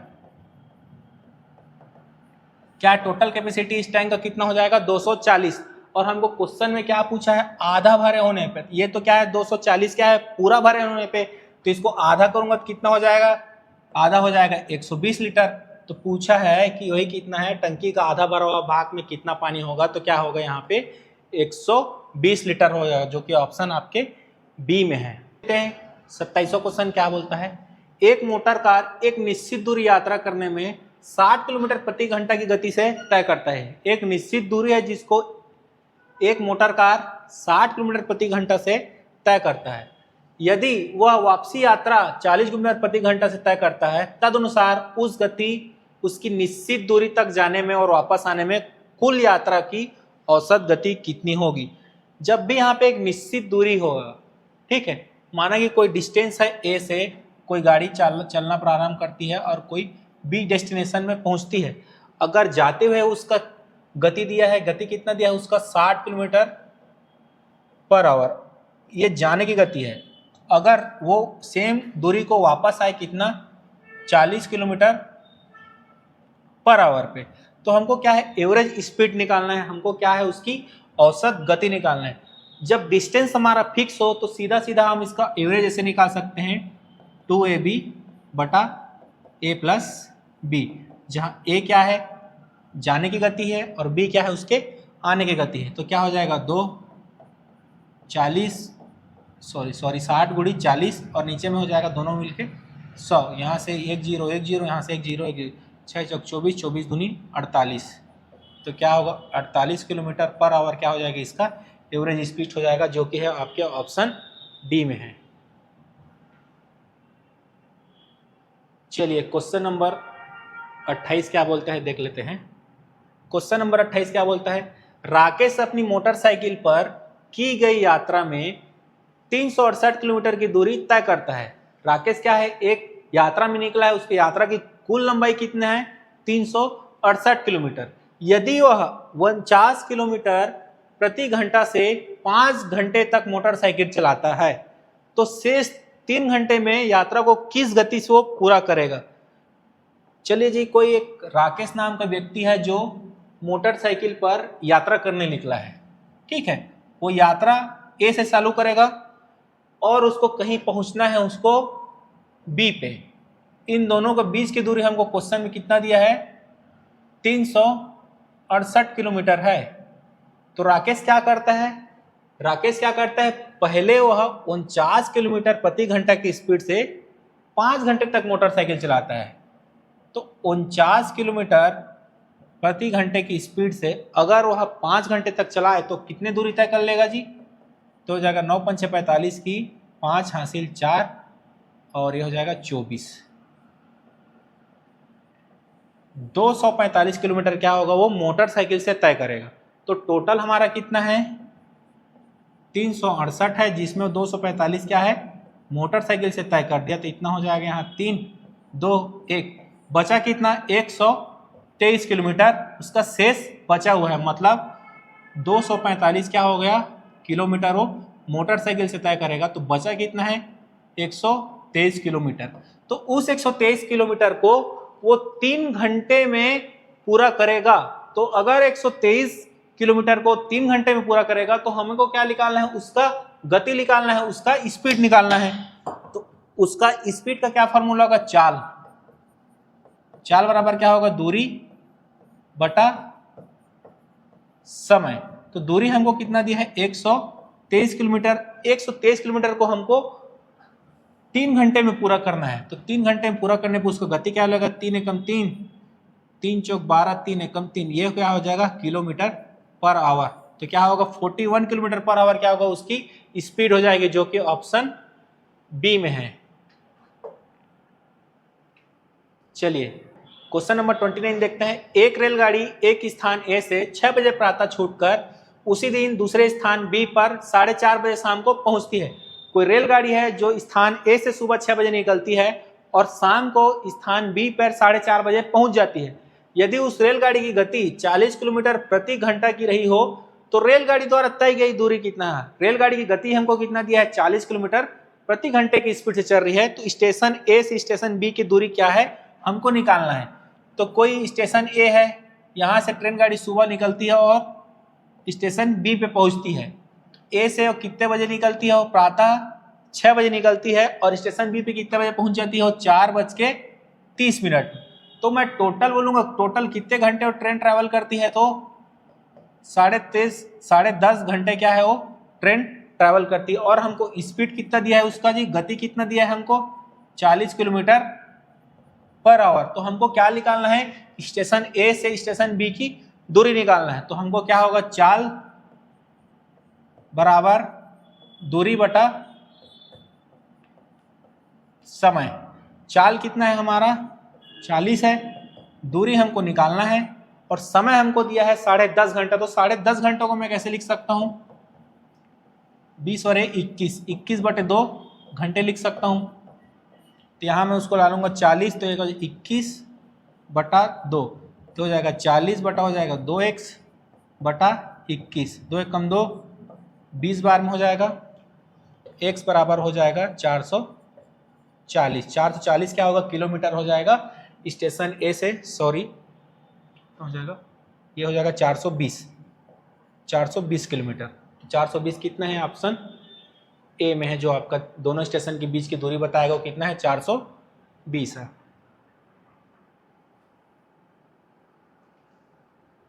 चलिए देखते हैं क्वेश्चन नंबर 30 क्या है। एक समान लंबाई की 2 रेलगाड़ियां समांतर पटरियों पर एक ही दिशा में चल रही है। 2 रेलगाड़ियां हैं जी। रेलगाड़ी में मान लो कोई रेलगाड़ी है ए और एक रेलगाड़ी है बी, और दोनों क्या है, समांतर पटरियों पर सेम डायरेक्शन में चल रही है। तो उसमें क्या है, एक दिशा में चल रही है, तो इसका जो क्रमशः गति दिया है ये कितना है, 40 किलोमीटर प्रति घंटे से, और एक क्या है 36 किलोमीटर प्रति घंटे से क्या है चल रही है। उनमें से तेज गति वाली गाड़ी धीमी गति की रेलगाड़ी को 36 सेकंड में पार कर देती है। माना कि क्या है, ए का स्पीड कितना है 46 किलोमीटर पर आवर और बी की गति कितनी है 36 किलोमीटर पर आवर। तो कुछ दूरी आगे जाने के बाद ए क्या होगा, बी को आगे निकल जाएगा, क्योंकि ए की स्पीड क्या है बी से ज्यादा है। तो एक दूसरे से पार करने में उनको 36 सेकंड लगते हैं। तो ट्रेन ए और ट्रेन बी की लंबाई हमको ज्ञात करना है, जबकि दोनों की क्या है लंबाई क्या है हमको समान दिया होगा। तो ठीक है, तो यहाँ पे क्या होता है, चाल निकाल लेंगे। चाल दूरी बटा समय। चाल कितना हमको दिया है 46 और 36। जब भी ट्रेन एक ही डायरेक्शन में जा रहे हो तो उनका चाल आपस में क्या हो जाएगा, माइनस हो जाएगा। तो 46 और 36 कितना हो जाएगा यहाँ 10 किलोमीटर पर आवर। तो हो जाएगा 10 kilometre per hour. Kilometre per hour और हमको इसमें लाना है मीटर में, तो उसको लाने के लिए क्या होगा 5/18 को क्या करना गुणा करूंगा, तो हो जाएगा मीटर पर सेकंड में आ जाएगा। दूरी क्या है, एक ट्रेन की दूरी क्या है मैं x मान लूँ और दूसरे ट्रेन की दूरी को मैं क्या मान लूँ, उसको भी x मान लूँ।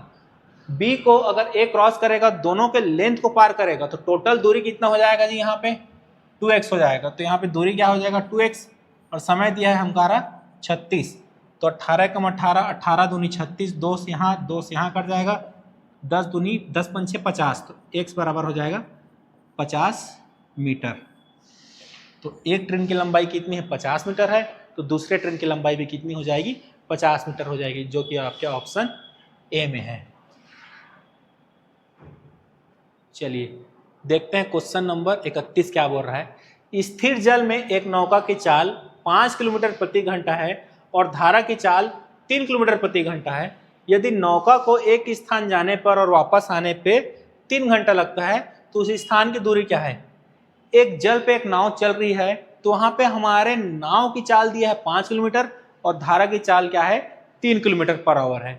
यदि वो नौका एक बार जाता है और एक बार फिर आता है तो दोनों में कितना समय लगता है, उसको 3 घंटा लगता है। तो चलिए देखते हैं कि अगर मैं बोलूं यहाँ पे धारा की चाल इस डायरेक्शन में है और नाव की चाल भी सेम डायरेक्शन में है, तो दोनों की स्पीड क्या होगी यहाँ पे जुड़ जाएगी। सेम ट्रेन उल्टा होता है, ट्रेन अगर दोनों एक डायरेक्शन में जा रहे हो तो दोनों की गति आपस में घट जाती है, लेकिन नाव की दूरी क्या हो जाएगी, नाव की जो चाल है जो धारा की चाल में बहेगी तो दोनों की चाल आपस में क्या हो जाएंगे, जुड़ जाएंगे। तो यहाँ पे नाव की चाल कितना दिया है मुझको 5 किलोमीटर पर आवर दिया है और धारा की चाल कितना दिया है 3 किलोमीटर पर आवर दिया है। जब दोनों के डायरेक्शन सेम हो, मतलब डाउनवर्ड इन डायरेक्शन, तो क्या होगा, दोनों क्या हो जाएंगे आपस में जुड़ जाएंगे। तो कितना हो जाएगा 8 किलोमीटर पर आवर। जब चाल हो जाएगी उसके क्या है, जब धारा की डायरेक्शन में हो जाएगी तो दोनों आपस में जुड़ जाएंगे।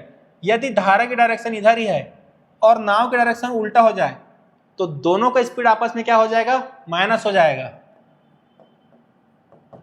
2 किलोमीटर पर आवर। तो उसको जाने और आने में टोटल कितना समय लगता है, उसको 3 घंटा लगता है। तो हो जाएगा चाल बराबर क्या हो जाएगा,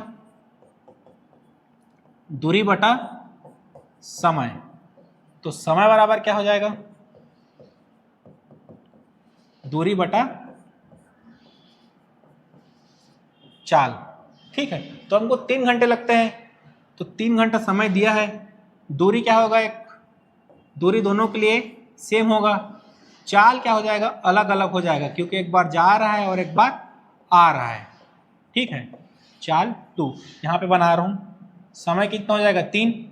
दूरी क्या है हमारा x मान के चलता हूँ मैं दूरी, और चाल अगर दोनों एक ही डायरेक्शन में है, धारा की गति और नाव की गति, तो दोनों क्या हो जाएंगे, जुड़ जाएंगे, 8 हो जाएगा। प्लस x का घात क्या होगा, एक बटा क्या हो जाएगा, अगर दोनों अपोजिट डायरेक्शन में हो तो माइनस हो जाएगा, तो हो जाएगा 2।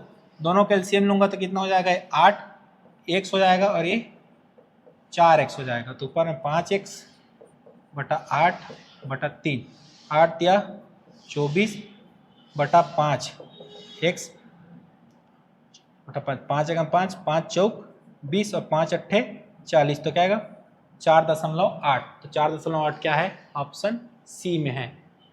तो क्या होगा, दोनों स्थान की दूरी कितनी हो जाएगी, 4.8 किलोमीटर हो जाएगी। चलिए देखते हैं, यदि एक आयत की एक भुजा की लंबाई और विकर्ण क्रमशः 7 सेंटीमीटर और 25 सेंटीमीटर है तो इसका परिमाप ज्ञात कीजिए। तो सबसे पहले आपको जानना पड़ेगा कि आयत क्या है। आयत एक ऐसा चतुर्भुज है जिसके आमने सामने की भुजाएं दोनों समान होगी, लेकिन चारों भुजाएं आपस में समान नहीं होगी। तो एक मैं आयत बना रहा हूं, इस आयत का ये भुजा आपस में समान होगी और ये दोनों भुजा आपस में समान होगी। तो इसका एक विकर्ण है। विकर्ण क्या है? ऑपोजिट के दोनों कोनों को मिलाने से क्या बनता है? विकर्ण बनता है। तो उसमें एक भुजा की लंबाई 7 दिया है और इसका विकर्ण की लंबाई कितना दिया है? 25 सेंटीमीटर दिया है। तो हमको क्या है, अगर ये 7 है तो सामने वाला भुजा भी क्या हो जाएगा? 7 हो जाएगा। अगर हम ये दोनों भुजाएं आपस में फाइंड आउट कर लें तो हम उसका परिमाप निकाल सकते हैं, क्योंकि परिमाप क्या होता है? चारों भुजाओं का लंबाइयों का योग क्या हो जाएगा? उसका परिमाप हो जाएगा। यहां हम लोग पाइथागोरस लगाएंगे by Pythagoras theorem. Pythagoras theorem क्या हो जाएगा? अगर एक समकोण त्रिभुज है, ये कितना है? 25 है और ये 7 है, तो हमको ये वाला भुजा फाइंड आउट करना है। तो बड़े भुजा का वर्ग छोटे दोनों भुजाओं के वर्ग के योग के बराबर होता है। तो हो जाएगा 5, ये हो जाएगा 625 x square plus 49 x square बराबर 625 माइनस 49। तो 625 में 49 माइनस करते हैं, 15 में से 9 गया तो 6, हासिल एक 12 में से 5 गया तो 7 और ये हो जाएगा 576। ठीक है, एक्स स्क्वायर बराबर क्या होगा? 576। तो एक्स बराबर हो जाएगा अंडर रूट 576, एक्स बराबर हो जाएगा 24। या मैं यह कह सकता हूँ कि ये भुजा कितना है? 24 है। तो ये भी किस भुजा क्या हो जाएगा? 24 हो जाएगा। तो चारों भुजाओं का लंबाइयों का योग क्या हो जाएगा? उस आयत का परिमाप हो जाएगा। तो ये कितना हो जाएगा? 7 7 14 प्लस 48, 8 चौक 12 का 2, हासिल 1, 5 और 1 6, क्या हो जाएगा? 62। 62 क्या हो जाएगा? उस आयत का क्या हो जाएगा? परिमाप हो जाएगा। चलिए देखते हैं क्वेश्चन नंबर 33 क्या बोलता है। क्वेश्चन नंबर 33 बोलता है एक समलंब चतुर्भुज की दो समांतर भुजाएं की लंबाई क्रमशः 16 मीटर और 20 मीटर है। यदि उसकी ऊंचाई 10 मीटर हो तो वर्ग मीटर में उसका क्षेत्रफल क्या होगा? सबसे पहले आपको जानना पड़ेगा कि समलंब चतुर्भुज क्या है। ठीक है, समलंब चतुर्भुज एक ऐसा चतुर्भुज है जिसके दो भुजाएं पैरेलल होगी। ये क्या कहलाएगी? एक समलंब चतुर्भुज कहलाएगी। जिसके दोनों समांतर भुजाओं की लंबाई हमको क्या दिया है? इसकी लंबाई दिया है हमको 16 मीटर और इसकी लंबाई हमको दिया है 30 मीटर और दोनों का हमको ऊंचाई दे दिया है, इसका ऊंचाई दिया है हमको 10 मीटर। तो इसका एरिया का फार्मूला क्या हो जाएगा? समांतर भुजाओं का योग बटा 2 और दोनों की ऊंचाई। तो यह हो जाएगा 16 प्लस 20 बटा 2 और ऊंचाई कितना है? 10। तो हो जाएगा 36 बटा 2 गुणा 10, 2 एकम 2 या 18 बार में, मतलब क्या हो जाएगा? 180 क्या हो जाएगा? Metre square. यह हो जाएगा समलंब चतुर्भुज का क्षेत्रफल, जो कि ऑप्शन आपके डी में है। ठीक है, चलिए आगे देखते हैं।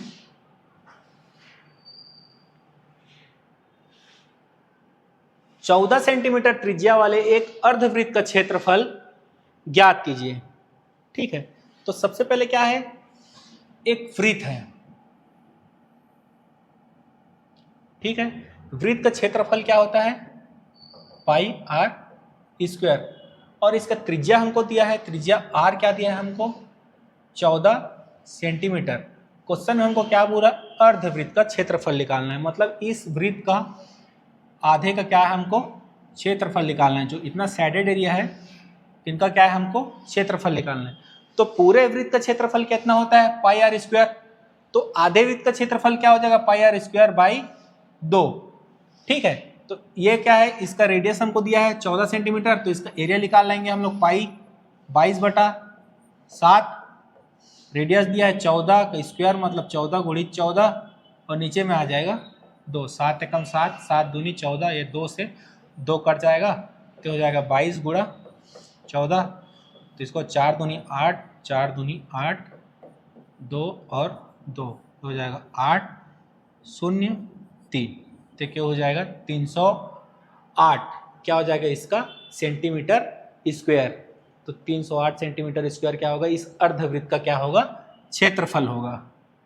ठीक है, चलिए देखते हैं क्वेश्चन नंबर 35 क्या बोलता है।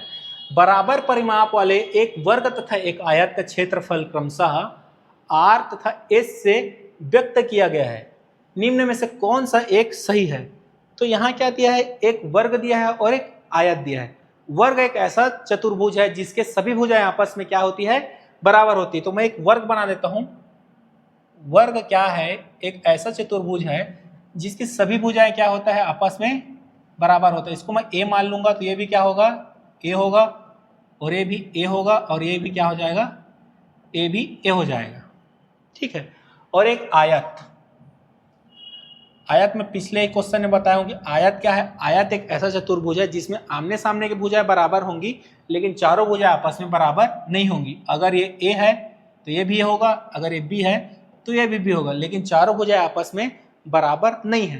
तो क्वेश्चन में हमको क्या दिया है, अगर बराबर परिमाप वाले एक वर्ग तथा आयत, तो दोनों का परिमाप क्या है, बराबर है। मतलब दोनों की भुजाओं की लंबाइयों का योग क्या है, बराबर है। अगर मैं इस वर्ग में एक भुजा को मैं 10 सेंटीमीटर मान लूं, तो ये भी कितना होगा, 10 सेंटीमीटर होगा, और ये भी क्या होगा, 10 सेंटीमीटर होगा, और ये भी 10 सेंटीमीटर होगा। तो इसका परिमाप क्या हो जाएगा, 10 × 4 मतलब क्या होगा, 40 सेंटीमीटर क्या होगा, इस वर्ग का परिमाप हो जाएगा।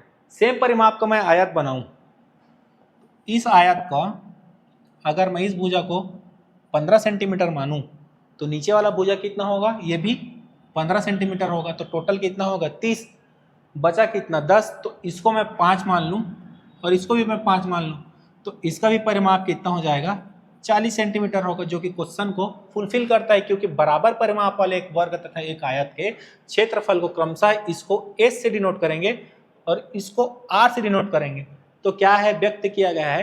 तो निम्न में से कौन सा कथन सही होगा। अगर मैं इसका एरिया निकालूं, इसका एरिया क्या हो जाएगा जी, दोनों भुजाओं का गुणनफल हो जाएगा, कितना हो जाएगा, 100 सेंटीमीटर स्क्वायर। ये क्या होगा, इस वर्ग का क्या होगा, एरिया होगा। सेम मैं अगर इस आयत का एरिया निकालूं, तो इसका आयत का एरिया क्या हो जाएगा, 15 × 5 मतलब 75 सेंटीमीटर स्क्वायर। क्लियरली मैं यहाँ बोल सकता हूं कि एक वर्ग का और एक आयत का परिमाप अगर बराबर हो, तो वर्ग का क्षेत्रफल ज्यादा है आयत के क्षेत्रफल से। क्या मैं बोल सकता हूँ एस बड़ा है आर से। तो देखते हैं किसमें है, क्वेश्चन में कौन से ऑप्शन में है। तो ये ऑप्शन आपके डी में है, एस बड़ा आर से। तो आपका ऑप्शन डी क्या हो जाएगा, सही हो जाएगा। चलिए 36वां क्वेश्चन क्या बोलता है। 36वां क्वेश्चन ये बोलता है 16 सेंटीमीटर लंबाई और 6 सेंटीमीटर चौड़ाई वाले आयत में यथासंभव बड़ा वृत्त बनाया गया है, तो उसका क्षेत्रफल क्या होगा। एक आयत है, इस आयत में इसकी लंबाई कितना दिया है जी, इसकी लंबाई दिया है 16 सेंटीमीटर, ठीक है। और इसकी चौड़ाई क्या दिया है, इसकी चौड़ाई दिया है हमको 6 सेंटीमीटर। अगर इसके अंदर मैं एक वृत्त बनाऊं, सबसे बड़ा वृत्त जो इसके अंदर बन सकता है, तो एक मैं वृत्त बना देता हूं इसके अंदर। एक वृत्त क्या है, इस आयत के अंदर बन गया, तो इसकी व्यास क्या हो जाएगा, 6 सेंटीमीटर हो जाएगा। तो यहां से बोल सकता हूं इसका त्रिज्या कितना हो जाएगा, त्रिज्या हो जाएगा 3 सेंटीमीटर। इससे बड़ा वृत्त इस आयत के अंदर बन नहीं सकता। चलिए देखते हैं तो आगे क्वेश्चन क्या बोल रहा है। उस वृत्त बनाया गया है उसका क्षेत्रफल कितना है। अगर वृत्त का क्षेत्रफल क्या होता है जी, वृत्त का क्षेत्रफल होता है पाई आर स्क्वायर। तो यहाँ क्या है, आर कितना है 3, तो हो जाएगा पाई इंटू 3 का स्क्वायर, तो हो जाएगा ये पाई और हो जाएगा 9, तो हो जाएगा 9 पाई सेंटीमीटर स्क्वायर। ये होगा इसके अंदर बने हुए वृत्त का एरिया। तो आपके ऑप्शन किस में है, आपके ऑप्शन में है, ऑप्शन डी में है 9 पाई सेंटीमीटर स्क्वायर। तो आपका ऑप्शन डी क्या हो जाएगा, सही हो जाएगा। क्वेश्चन नंबर देखते हैं 37 क्या बोलता है। एक वर्ग की भुजा 6 सेंटीमीटर है, उसके अंदर बनने वाला सबसे बड़े वृत्त का क्षेत्रफल क्या होगा? पहले यहाँ पे आयत दिया था, इस बार इसमें क्या दिया है? एक वर्ग दिया है। वर्ग एक ऐसा चतुर्भुज है जिसकी चारों भुजा की लंबाई आपस में क्या होती है? बराबर होती है। तो अगर इसका एक भुजा दिया है 6 सेंटीमीटर, तो इसका सभी भुजाएं क्या हो जाएंगी जी?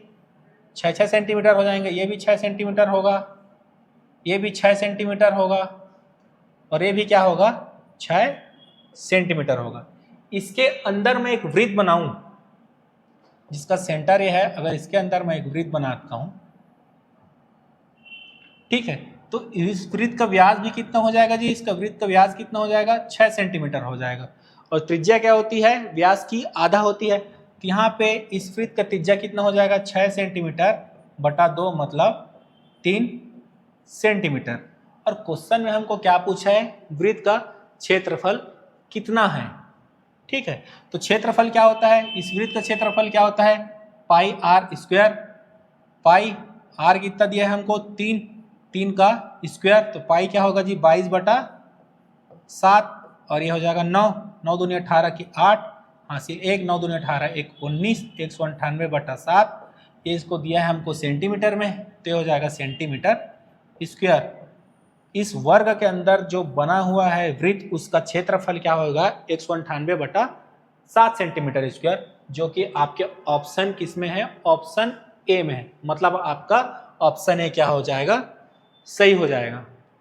चलिए देखते हैं क्वेश्चन नंबर 38 क्या बोलता है। क्वेश्चन नंबर 38 बोलता है एक वृत्त की परिधि एक समबाहु त्रिभुज के परिमाप के बराबर है।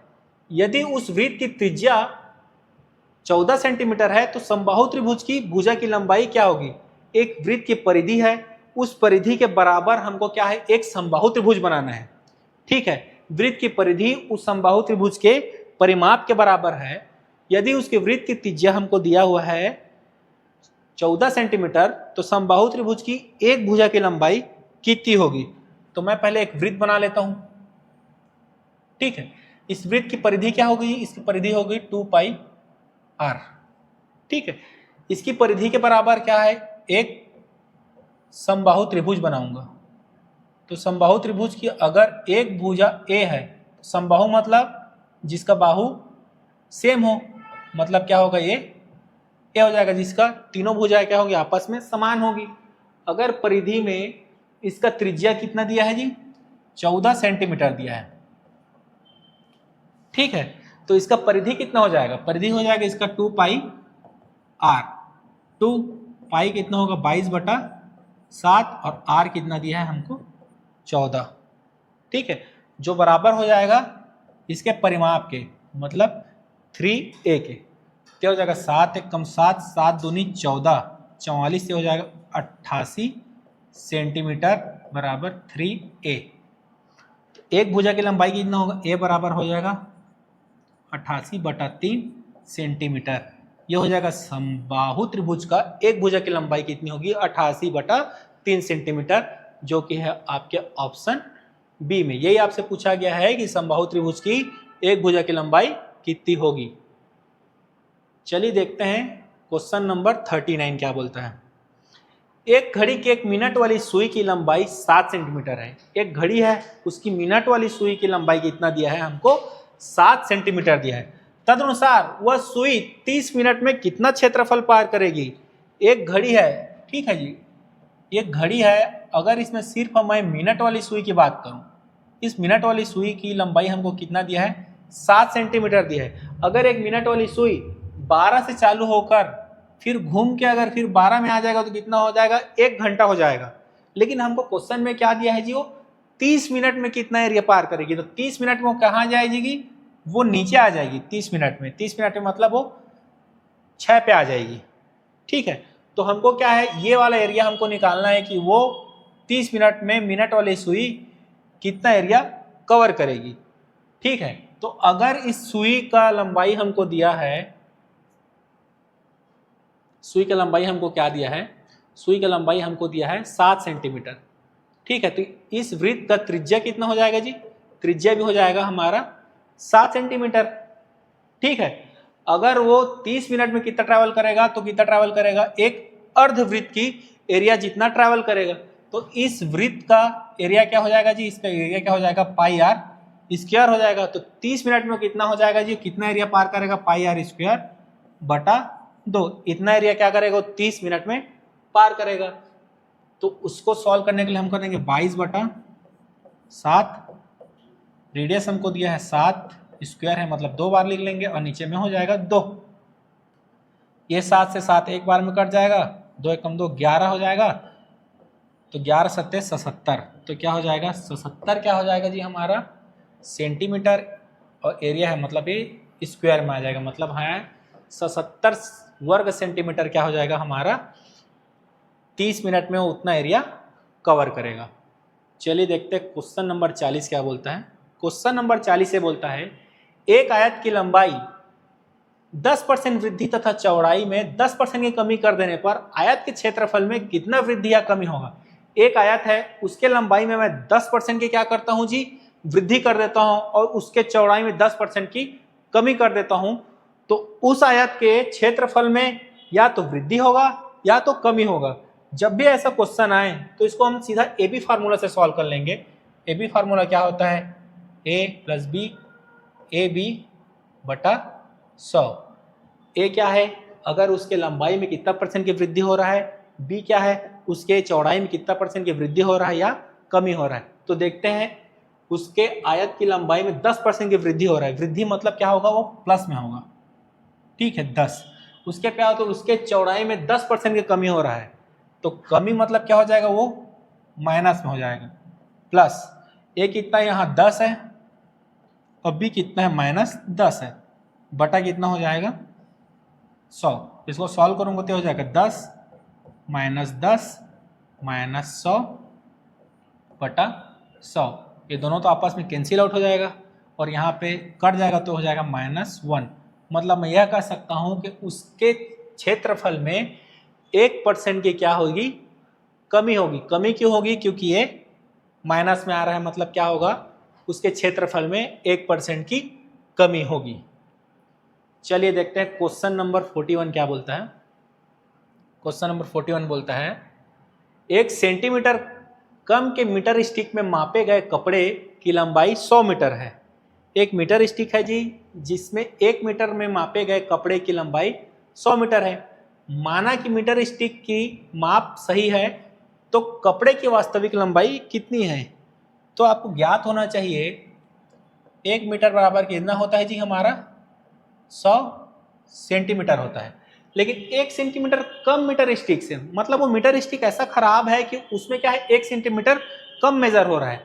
तो 1 मीटर में कितना हो जाएगा जी, वो 99 क्या होगा सेंटीमीटर होगा, क्योंकि 1 सेंटीमीटर कम माप कर रहा है। अगर इसी को मैं सही मान के चलूं तो वो अगर 100 मीटर कपड़ा खरीदता है तो एक्चुअल में उसकी लंबाई कितनी होगी। तो इसको मैं करूंगा 100 मीटर, यहाँ 100 गुणा कर रहा हूँ तो 99 में मैं क्या करूंगा 100 का गुणा करूंगा, तो 100 मीटर बराबर क्या हो जाएगा 99 100 सेंटीमीटर। इतना कपड़ा उसको एक्चुअल में, उसको वास्तविक में मिलेगा। तो कितना है 99 सेंटीमीटर। 99 सेंटीमीटर क्या होगा, उस कपड़े की वास्तविक लंबाई होगी। चलिए क्वेश्चन नंबर 42 क्या बोल रहा है। क्वेश्चन नंबर 42 बोल रहा है 8 सेंटीमीटर भुजा वाले एक घन की आयतन क्या होगी। 8 सेंटीमीटर भुजा वाले एक घन की आयतन क्या होगी। एक घन है जिसकी भुजा क्या दिया हुआ है हमको 8 सेंटीमीटर दिया है। तो सबसे पहले आपको जानना पड़ेगा कि घन क्या होता है। घन एक ऐसी आकृति है जिसकी लंबाई, चौड़ाई और ऊंचाई क्या होगी, आपस में बराबर होगा। अगर मुझे दे दिया है इसकी एक भुजा की लंबाई कितना दे दिया है हमको 8 सेंटीमीटर दे दिया है, तो इसकी लंबाई क्या है 8 सेंटीमीटर है, तो इसका ऊंचाई भी कितना होगा 8 सेंटीमीटर होगा, और इसका चौड़ाई भी कितना होगा 8 सेंटीमीटर होगा। ठीक है। अगर उसका आयतन ज्ञात करना है तो आयतन क्या होता है, उसका वॉल्यूम क्या होगा, तीनों भुजाओं को गुणा कर दूंगा तो क्या होगा, उसका आयतन लिखाएगा। तो उसकी लंबाई गुणित चौड़ाई गुणित ऊंचाई क्या होगा, इसका आयतन होगा। आयतन होगा तो इसकी लंबाई कितना दिया है हमको 8 सेंटीमीटर, चौड़ाई दिया है 8 सेंटीमीटर और ये 8 सेंटीमीटर उसकी ऊंचाई होगा, तो तीनों गुणा करूँगा तो कितना होगा 500 सेंटीमीटर क्यूब, क्योंकि ये आयतन है इसलिए क्यूब में आएगा। तो इसका आंसर है 512 सेंटीमीटर क्यूब क्या हो जाएगा, इसका घन का आयतन हो जाएगा, जो कि ऑप्शन ए में आपको दिया हुआ है। क्वेश्चन नंबर 43 क्या बोल रहा है, क्वेश्चन नंबर 43 बोल रहा है किसी घनाभ की लंबाई अपने चौड़ाई से दुगनी है तथा उसकी ऊंचाई उसकी चौड़ाई से आधी है। यदि घनाभ की ऊंचाई 2 सेंटीमीटर है तब किसी घन की एक भुजा की लंबाई कितनी होती है। तो सबसे पहले यहाँ आपको जानना पड़ेगा कि घनाभ क्या होता है। घनाभ क्या है, जिसकी लंबाई उसकी चौड़ाई और उसकी ऊंचाई आपस में अलग अलग हो तो उसको क्या बोलेंगे, एक घनाभ बोलेंगे। तो क्वेश्चन में क्या गया है, यदि किसी घनाभ की लंबाई उसके चौड़ाई से दुगनी है, अगर मैं इसको चौड़ाई मानूं, इसको मैं x मान लूं, ठीक है, तो चौड़ाई की दुगनी क्या होगी, उसकी लंबाई हो जाएगी, तो इसकी लंबाई कितना हो जाएगा, ये 2x हो जाएगी। क्वेश्चन में क्या बोल रहे हैं, उसकी ऊंचाई उसके चौड़ाई की आधी है। अगर उसकी चौड़ाई x है तो उसकी ऊंचाई कितना हो जाएगा जी, उसकी ऊंचाई होगा x/2 हो जाएगा, क्योंकि उसकी ऊंचाई क्या है, उसके चौड़ाई की आधी बोला है। तो बोलते हैं यदि उसकी ऊंचाई 2 सेंटीमीटर है तब किसी घन की भुजा की लंबाई कितनी होगी जिसका आयतन उक्त घनाभ के समान हो। अगर हमको इसका ऊंचाई दिया है हमको 2, क्या हो जाएगा, x/2 बराबर 2, x बराबर क्या हो जाएगा 4 हो जाएगा। अब x की वैल्यू 4 हो जाएगा तो यहाँ मैं बोल सकता हूँ कि उसकी चौड़ाई कितनी होगी, 4 सेंटीमीटर होगी, तो उसकी लंबाई कितनी हो जाएगी, 8 सेंटीमीटर हो जाएगी, और उसकी ऊंचाई कितना हो जाएगी, ऊंचाई उसकी 2 सेंटीमीटर हो जाएगी। ठीक है, तो इसका जो क्या होगा, जो वॉल्यूम होगा, इसका आयतन होगा, सेम वॉल्यूम को मैं घन बनाऊं तो उस घन का क्या होगा, भुजा कितना होगा, ये हमको क्या है क्वेश्चन में पूछा है। तो इसका वॉल्यूम क्या होगा, इसकी लंबाई गुणित चौड़ाई गुणित ऊंचाई। तो लंबाई कितना दिया है 8, चौड़ाई कितना दिया है जी 4, और ऊंचाई कितना दिया है 2। 8 चौक 32, 32 दूनी क्या हो जाएगा, ये 64 क्या हो जाएगा सेंटीमीटर क्यूब क्या होगा, इसका वॉल्यूम होगा। सेम वॉल्यूम का या सेम आयतन का क्या है, हमको एक घन बनाना है। इसके जस्ट प्रीवियस वाले क्वेश्चन में हम देखे हैं कि घन का वॉल्यूम क्या होता है, तीनों भुजाओं का क्या हो जाता है, गुणनफल हो जाता है। तो एक घन बनाऊंगा मैं, तो घन में तीनों भुजाओं का आपस में क्या होते हैं, बराबर होते हैं, तो यहाँ पे बोल सकूंगा तीनों भुजाओं का गुणनफल क्या हो जाएगा, a क्यूब हो जाएगा। तो अगर मैं 64 को क्यूब के हिसाब से लिख लूँ, a क्यूब क्या हो जाएगा 4 की घात क्यूब हो जाएगा, तो क्यूब क्यूब आपस में कटेगा, तो उसकी भुजा की लंबाई कितना हो जाएगा 4 सेंटीमीटर जाएगा। तो मैं यहाँ कह सकता हूँ कि उस घन की एक भुजा की लंबाई कितनी है 4 सेंटीमीटर है, जो कि आपके ऑप्शन ए में दिया हुआ है। तो आपका ऑप्शन ए क्या हो जाएगा, सही हो जाएगा। चलिए देखते हैं क्वेश्चन नंबर 44 क्या बोलता है। बेलन जिसकी ऊंचाई और व्यास क्रमशः 10 सेंटीमीटर और 14 सेंटीमीटर दिया हो तो बेलन का वक्र पृष्ठ का क्षेत्रफल कितना है। एक बेलन दिया है जिसकी ऊंचाई दिया है और उसका एक व्यास दिया है। तो सबसे पहले मैं एक बेलन ड्रॉ करूंगा यहाँ पे। तो बेलन क्या होगा, ये क्या है, एक बेलन है, ठीक है। तो बेलन की जिसकी ऊंचाई कितना दिया है जी, उसकी ऊंचाई कितना दिया है 10 सेंटीमीटर, ठीक है, और इसका व्यास क्या दिया है 14 सेंटीमीटर। तो व्यास 14 है तो इसका अंदर का इसका रेडियस कितना हो जाएगा, इसका रेडियस हो जाएगा 7 सेंटीमीटर। तो क्या बोला है, इसका वक्र पृष्ठ का क्षेत्रफल निकालना है, मतलब बेलन के जो चारों तरफ का एरिया है वो क्या क्या होगा, उसका वक्र पृष्ठ कहलाएगा। आपको समझाने के लिए अगर मैं इस बेलन को यहां से काट दूं, यहां से कैंची से काट दूं, तो क्या होगा, एक चादर बन जाएगी इसका, जो कि एक रेक्टेंगल जैसे होगा। इसका ऊंचाई तो ऑलरेडी 10 है, तो ये भी है, इसकी लंबाई क्या हो जाएगी, इसकी ऊंचाई 10 सेंटीमीटर दिया है। ये वाला डिस्टेंस क्या होगा, ये देखिए, ये क्या है, वृत्त है, तो वृत्त की परिधि क्या हो जाएगा, इसकी यहां से यहां तक की लंबाई हो जाएगी, तो इसकी परिधि क्या हो जाएगा 2πr हो जाएगा, ठीक है। तो यहाँ पे 2πr निकालूंगा, 2 पाई 22/7, आर कितना दिया है, आर हमको दिया है 7, ये 7 से 7 कटेगा कितना होगा 44 क्या हो जाएगा सेंटीमीटर का हो जाएगा। यहाँ से यहाँ तक की लंबाई हो जाएगा। लंबाई कितना दिया है 44 सेंटीमीटर हमारा आ गया। तो इसका क्षेत्रफल क्या करूंगा, लंबाई गुड़ी चौड़ाई करूंगा तो इसका क्षेत्रफल आ जाएगा। तो इसका क्या हो जाएगा 44 गुणा 10 मतलब हो जाएगा 440 सेंटीमीटर स्क्वायर क्या होगा इसका वक्र पृष्ठ का क्षेत्रफल होगा। इसी को मैं सिंपली बोलूं कि अगर ये वाला लंबाई हमको ज्ञात है 2πr, तो हमको वक्र पृष्ठ का क्षेत्रफल कहाँ तक निकालना है, यहाँ तक निकालना है, यानी कि h। तो इसका वक्र पृष्ठ का क्षेत्रफल क्या हो जाएगा 2πr इंटू एच। इससे भी सॉल्व करेंगे तो आपका आ जाएगा 440 सेंटीमीटर स्क्वायर, जो कि इसका वक्र पृष्ठ होगा, जो कि 440 कितना है आपके ऑप्शन बी में है। चलिए क्वेश्चन नंबर 45 देखते हैं। क्वेश्चन नंबर 45 क्या बोलता है, 42 सेंटीमीटर वाले व्यास वाले अर्धगोले का आयतन घन सेंटीमीटर में ज्ञात करें। सबसे पहले आपको जानना पड़ेगा कि गोला क्या होता है। गोला जैसे आप क्रिकेट खेलते हैं तो जो उसका बॉल होता है उसको क्या हम सकते हैं, गोला बोल सकते हैं। अगर इस गोले का आयतन क्या होता है, गोले का आयतन क्या होता है 4/3πr³। ये क्या है, पूरे गोले का क्या होता है आयतन होता है। तो हमको क्वेश्चन में क्या बोला है, अर्धगोले का मतलब क्या है इसका आधा। इसका आधा मैं ड्रॉ करूं तो अर्धगोलेकार का कैसे बन जाएगा, ये ऐसे बन जाएगा।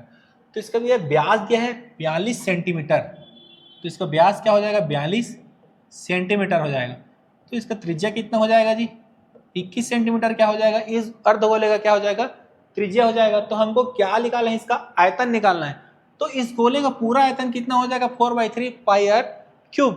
तो उसका अर्धगोले का क्या होगा, इसमें मैं 2 से भाग दे दूं, 2 एक कम 2, 2 दूने 4, तो कितना हो जाएगा 2/3πr³ क्या हो जाएगा, इस अर्धगोले का क्या होगा आयतन होगा। तो सब तो हमको दिया हुआ है 2/3 पाई क्या होगा 22/7 और त्रिज्या कितना है हमारा 21, 3 बार गुणा हो जाएगा, 7 से 21 यहाँ से, ये 21 यहाँ से कट जाएगा, ये 44 हो जाएगा और 21 गुणित 21 कितना हो जाएगा जी 2 और 4, 441 हो जाएगा, 441। अब इसको सॉल्व करेंगे तो क्या होगा, ये 4 और ये 4, 4 चौक 16 की 6 हासिल 1, 4 चौक 16 1 17, तो फिर हो जाएगा 6 7 1, तो कितना हो जाएगा 4, 6 4 10 के 0 हासिल 1, 7 7 14 का 4 हासिल 1, 8 1 9 और 1 19,404, 19,404 सेंटीमीटर क्या हो जाएगा जी आयतन है, मतलब क्यूब में आएगा, मतलब क्या होगा 19,104 कितना होगा 19,404 हो जाएगा घन सेंटीमीटर, यह होगा आपका आंसर हो जाएगा। चलिए क्वेश्चन नंबर 46 क्या बोलता है, क्वेश्चन नंबर 46 बोलता है किसी त्रिभुज के अंतःकोण एवं बाह्य कोणों का अनुपात क्या होगा। कोई त्रिभुज है उसका अंतःकोण और उसके बाह्य कोण का अनुपात क्या हो जाएगा। तो मैं एक सिंपली क्या है एक त्रिभुज ड्रॉ करता हूं, एक त्रिभुज, इसका मान के चलता हूं कि ये वाला कोण कितना है 30 डिग्री है और ये वाला क्या कोण कितना है, ये 70 डिग्री है। तो आपको ज्ञात होना चाहिए उसका अंतः कोणों का योग कितना होता है 180 डिग्री होता है। तो दोनों मिला के 100 हो जाएगा, तो कितना हो जाएगा ये 80 हो जाएगा। तो इसके आंतरिक कोणों का योग कितना हो जाएगा जी 180 डिग्री हो जाएगा। चलिए इसको मैं नाम दे देता हूँ A, इसको B और इसको C। तो त्रिभुज के आंतरिक कोणों का योग कितना हो जाएगा 180 हो जाएगा। इसका बाह्य कोण निकालने के लिए मैं A B को इधर आगे निकालूंगा, ठीक है। तो ये वाला कोण हमको निकालना है। तो ये क्या है एक रिजु कोण है, रिजु कोण का वैल्यू कितना होता है 180, तो ऑलरेडी 70 दिया हुआ है, तो ये कितना हो जाएगा 110 हो जाएगा। अगर बी सी को आगे कर दिया तो वैसे ही मैं सी ए को आगे कर दूंगा, इसको आगे कर दूंगा, तो ये कितना हो जाएगा 180 हो जाएगा ये वाला। तो ऑलरेडी 80 दिया है, तो कितना हो जाएगा जी ये हो जाएगा 100। वैसे ही मैं ए बी को आगे करूंगा तो इसको 30 दिया है, तो टोटल ये कितना हो जाएगा जी 180 हो जाएगा, तो ये कितना हो जाएगा 150। तो बाह्य कोणों का योग कितना हो जाएगा जी 110 और 100 और 150, मतलब हो जाएगा ये 360। तो आंतरिक कोणों का योग और बाह्य कोणों का योग कितना हो जाएगा 180 डिग्री रेशियो 360 डिग्री, मतलब क्या हो जाएगा ये 1 रेशियो 2 हो जाएगा, इसके आंतरिक कोणों का योग और बाह्य कोणों का योग। तो ये कितना हो जाएगा? ऑप्शन ए हो जाएगा 1:2। चलिए देखते हैं 47 क्या बोलता है। दो संख्याओं का अनुपात कितना दिया है? 2:3। यदि उनका योगफल कितना है? 125 दिया है, तो दोनों संख्याएं हमको ज्ञात करना है, तो बहुत ही आसान है। चलिए दो संख्याओं का अनुपात कितना दिया है? 2x दिया है और एक 3x दिया है। जो दोनों का योगफल कितना है जी? 125 है। योगफल है तो मैं दोनों को जोड़ दूंगा, 3x तो कितना है? 125 है। ये 5x आ जाएगा, बराबर कितना होगा? 125। तो x बराबर क्या होगा? 25 होगा। जब x बराबर 25 होगा, यहाँ पे x का वैल्यू रख के दोनों जो संख्या वो निकाल सकते हैं। इसको मैं नहीं बता रहा हूँ, इसको आप कमेंट कीजिए क्योंकि बहुत आसान है। इसको सॉल्व करके आप लोग कमेंट कीजिएगा। उसके बाद देखते हैं 48 क्या है। 48 क्या है? चार संख्याओं का औसत 9 है। यदि एक और संख्या को 14 को शामिल किया गया है तो नया औसत कितना है? चार संख्याएं हैं, उनका औसत दिया हुआ है 9। उनमें से एक संख्या 14 को शामिल किया जाएगा तो नए संख्याओं का औसत क्या होगा वो हमको ज्ञात करना है।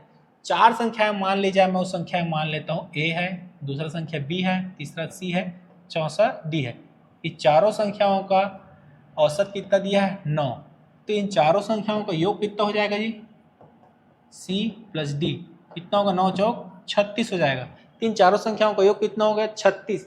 माना कि कोई नई संख्या e, a plus B plus C plus D plus E, अगर मैं जोड़ूंगा तो नया 14 शामिल करूंगा यहाँ, तो क्या होगा? इसका वैल्यू क्या होगा? 14। तो इन सब का योग कितना है? 36 और एक 14, तो कितना हो जाएगा? ये 50 हो जाएगा।